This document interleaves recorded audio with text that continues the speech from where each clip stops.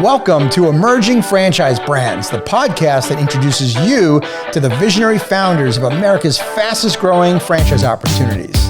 We'll also hear from industry pros as they share what it really takes to achieve the elusive milestone of 100 plus locations.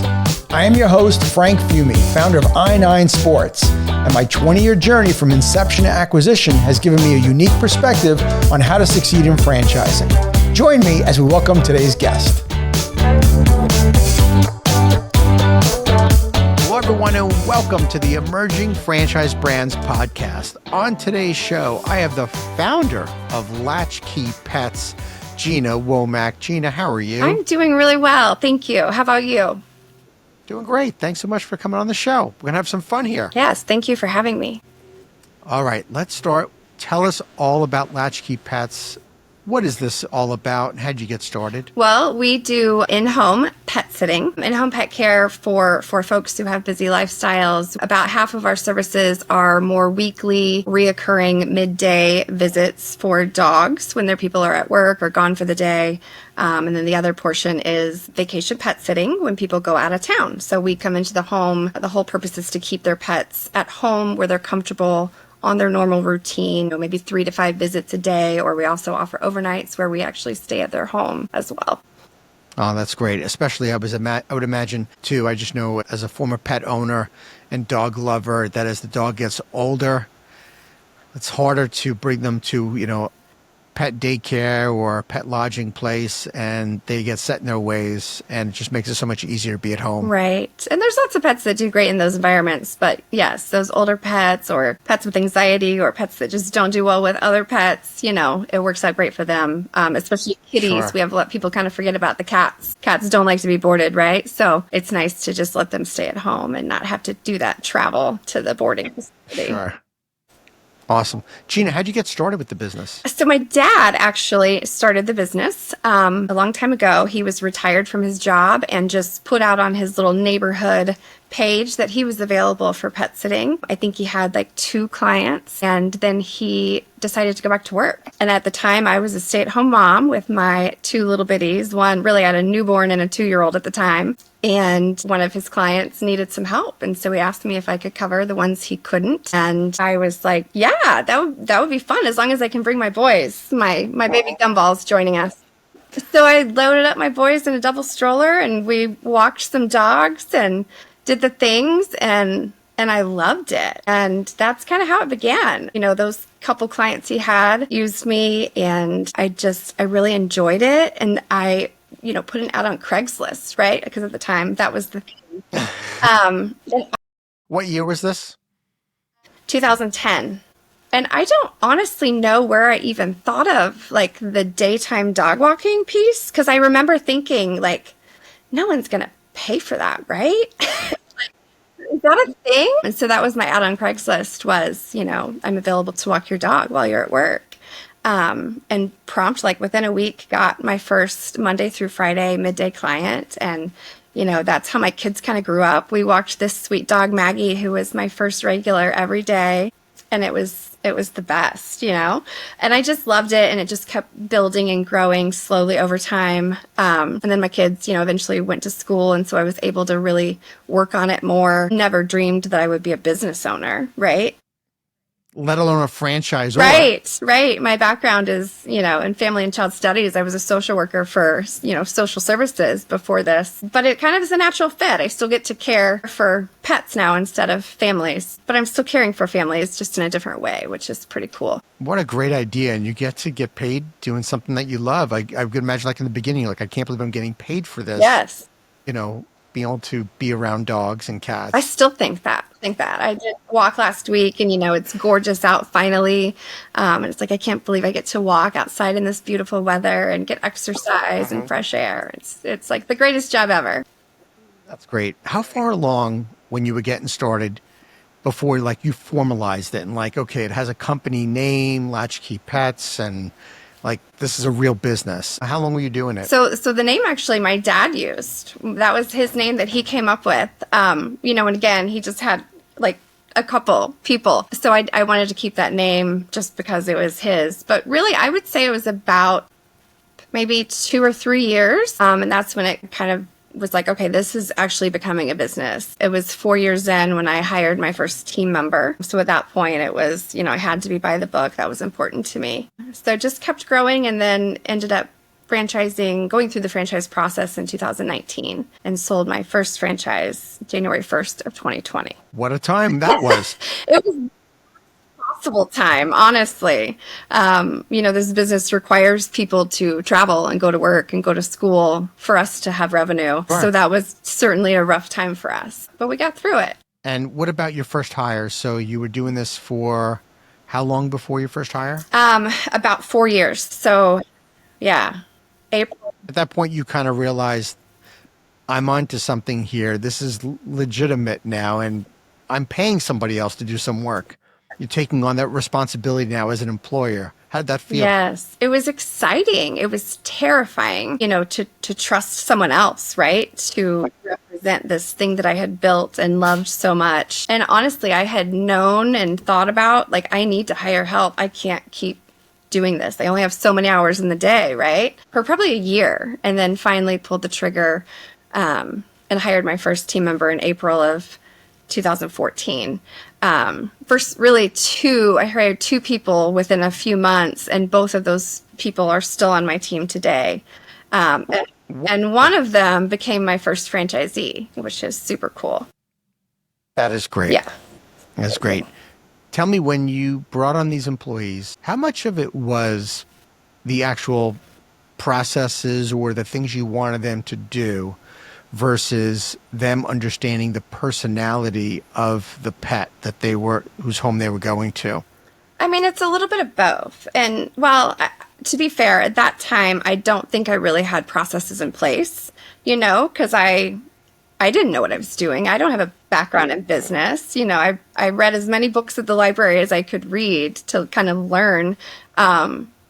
But it was more, let's talk about pet safety, right? That was important to me. I want to make sure everybody kind of knows, how to read body language and to know when you need to back up, right? And when all is good to just go pet or whatever. And really it was more, I wanted to make sure the people I hired were nurturers and pet lovers and reliable, right? Reliable and trustworthy, because we're going into homes where people aren't there. And that's like an intimate thing. And so people have to really trust us. Sure. What did your dad think about you starting this business or taking over from him? He thought it was great. I remember asking him, do you care if I kind of just roll with this? And he's like, absolutely, go for it. And so then he was on my team at one point because he had some extra time and missed it. And so he was on my team and did visits with me, which was pretty fun. And yeah, so it was a good journey for us. That's awesome. So he encouraged it.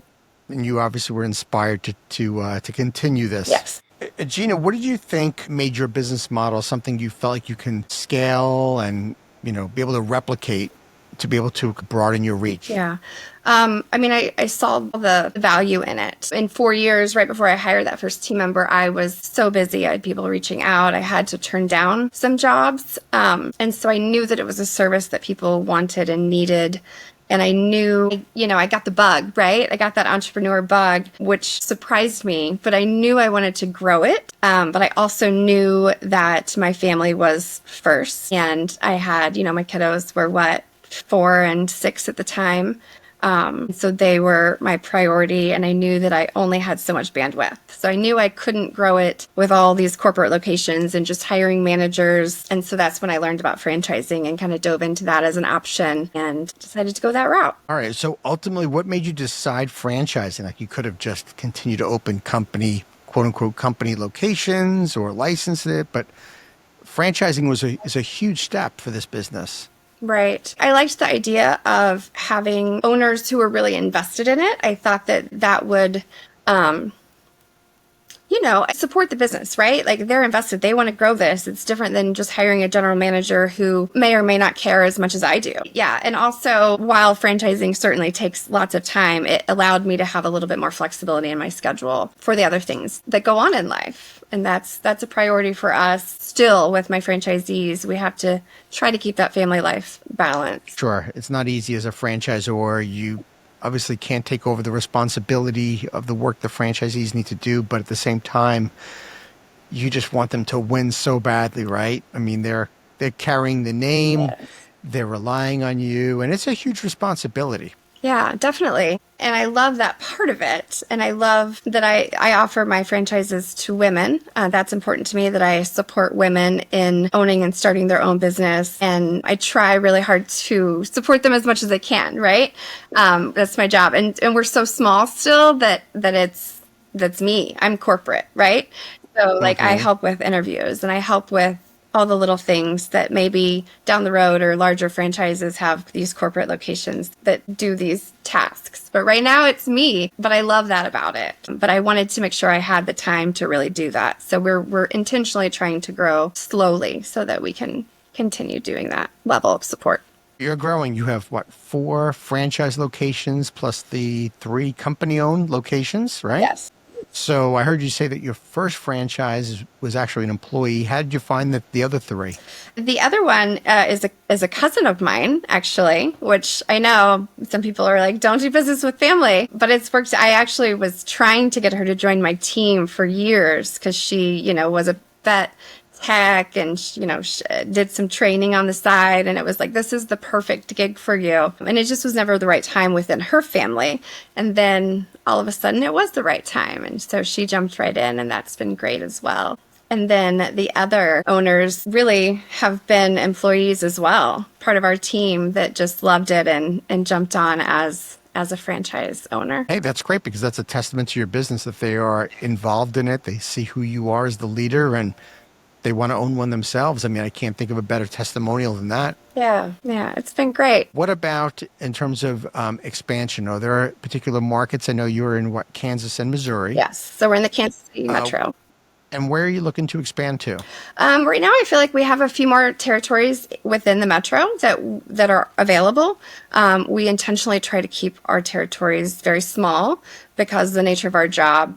Some people don't think about it until you get into it, but we're going to work for 30 minutes at a time typically. So it doesn't really make sense to drive very far, and it just makes it more manageable for starting out to have small, we shoot for like 40 to 50,000 households territories. So we want to continue to work on Kansas City area and then expand slowly. I don't necessarily want to jump to California, like maybe St. Louis or, areas that are close by, just to kind of organically grow it.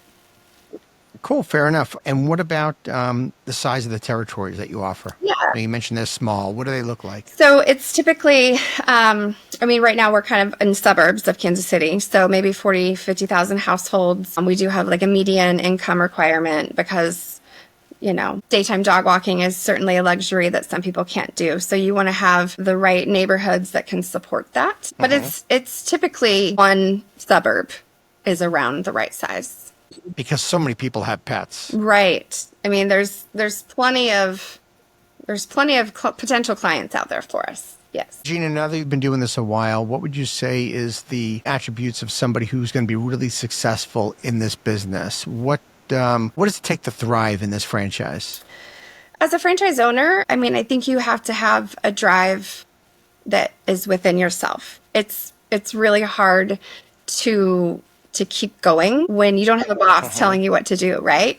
So that's something that I've learned along the way, and that's something that maybe has been hard for me along the way. And that's something that I try to talk to people about. You have to figure out a way to stay focused and kind of stay focused on your why. Why am I doing this? What is this for? Obviously, we work together. We really focus on being a team within our territories, within our small teams. We work together as a team, but as our franchisees, we all work together as a team as well. We meet once a month in person to work through any issues or challenges coming up and to help each other, maybe if we're doing events, that kind of stuff. So being a team player is always important. It is in any business. Doesn't matter what business we're in. And tell me about training and support. What does training look like for this business? So far training has been really easy because the people who have brought on the franchisees, they all have worked in the plan, right? I'm mixing words, Sure. right? All of my franchisees have been on my team prior to buying in. So they all kind of knew how it worked, the actual job, right? So then you have to work on, okay, here's the accounting piece and the marketing piece and we were interviewing. And so I do all those things with my franchisees to help them along the way. What's the investment range to open a franchise? It is a very low barrier of entry intentionally. Right now it's $10,000 for initial franchise fee. Okay. What do you think it costs all in to open a franchise, including the franchise fee? I don't have that number offhand. It is not a whole lot, to be honest. There's very low overhead. We don't have physical locations. So it's a matter of, getting your financial accounting software, getting your insurance, which is probably our largest cost. The little things. So it's relatively minimal. What's one thing that you've learned so far since you've been a franchisor that maybe surprised you? That's a great question. Honestly, so many things have surprised me about this. I still am kind of in awe that I'm a business owner and that I'm doing what I do, and I'm able to do what I love, which is incredible.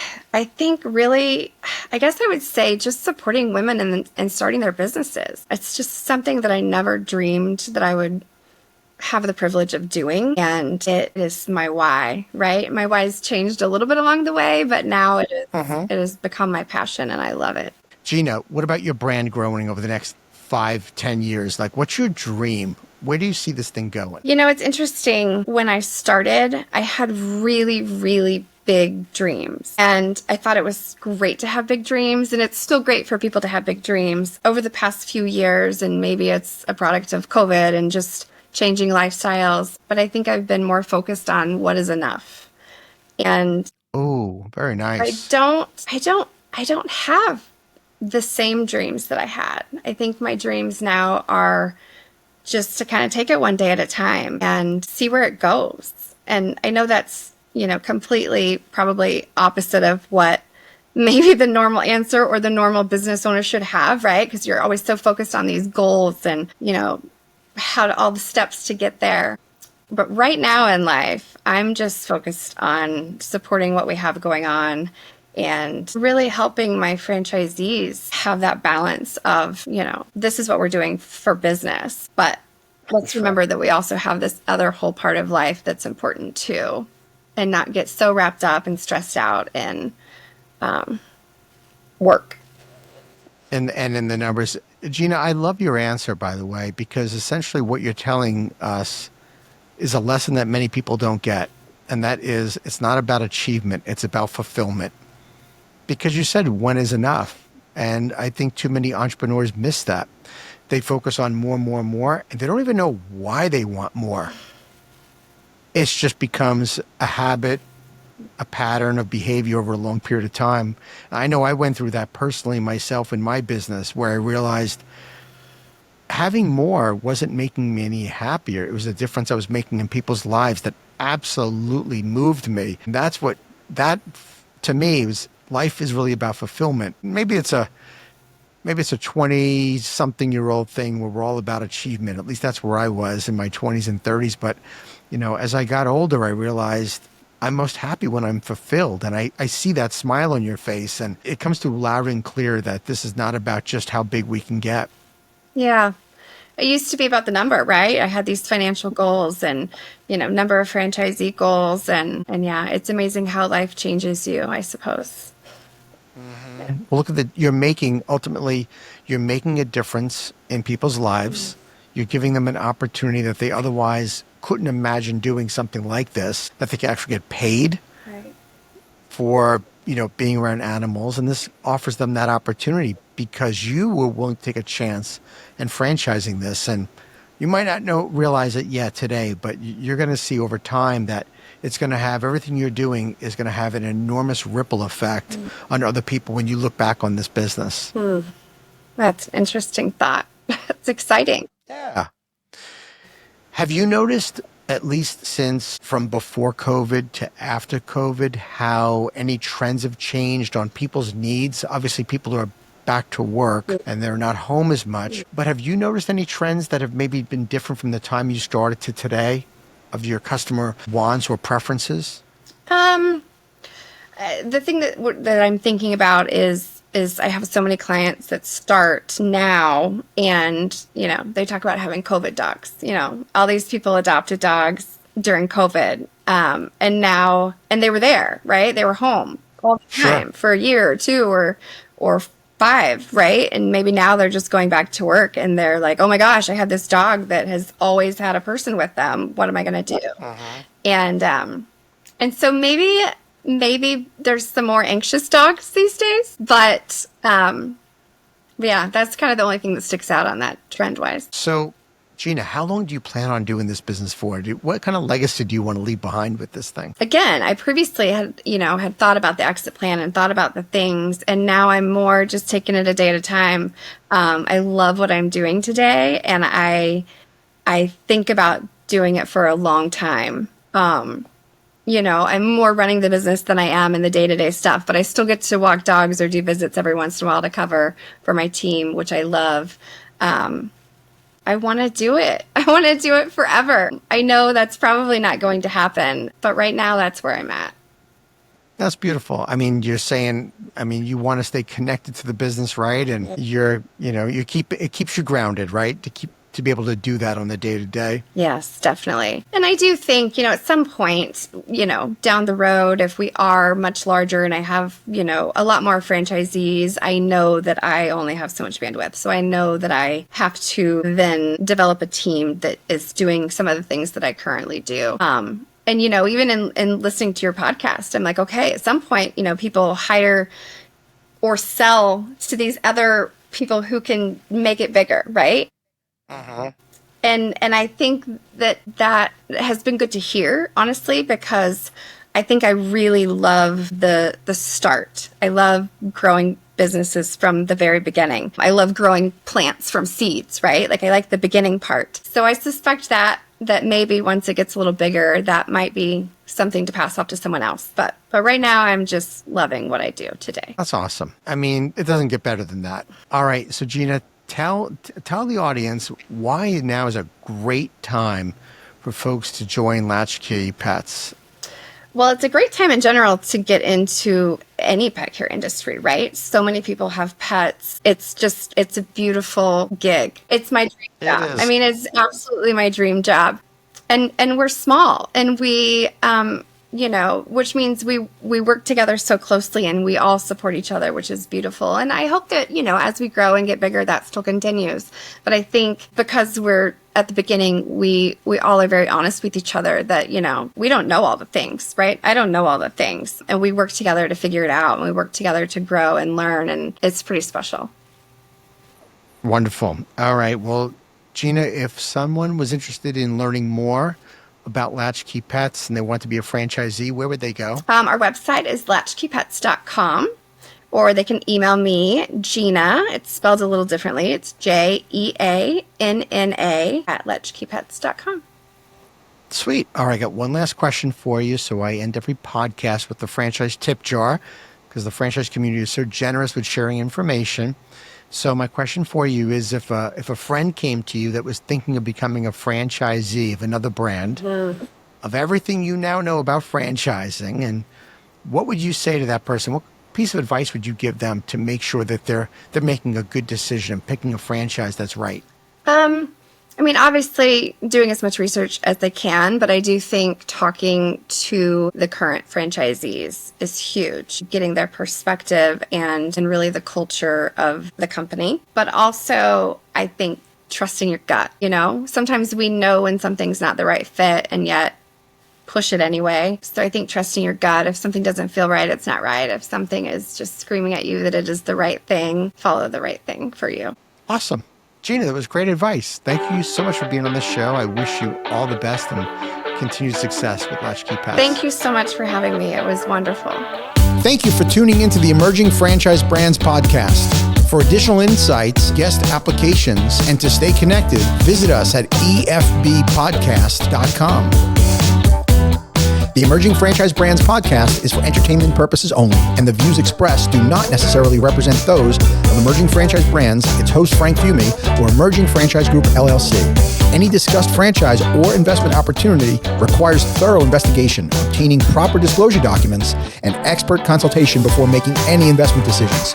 The podcast and its host do not offer professional advice or endorsements, and they hold no responsibility for actions, representations, accuracy, or consequential damages related to the podcast content.